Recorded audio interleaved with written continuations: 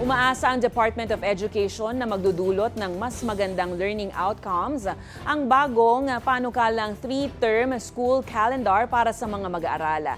Sa Brigada Eskwela Activity sa Kapitbahayan Elementary School sa Navotas City, sinabi ni Education Secretary Sonny Angara na magkakaroon ng mas maraming oras ang mga guro para maghanda, magsanay at pagbutihin ang kanilang pagtuturo.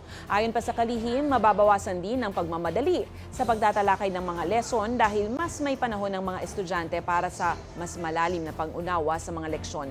Bagamat hindi agad masusolusyonan ang matagal ng mga suliranin sa edukasyon, layunin anya ng bagong sistema na bawasan ang curriculum congestion at maprotektahan ang oras para sa aktwal na pagtuturo sa klase. Samantala, pinangunahan ni Pangulong Ferdinand Marcos Jr. ang inspeksyon sa mga pagsasaayos sa mga paaralan para sa nalalapit na pagbubukas ng klase sa Lunes, June 8.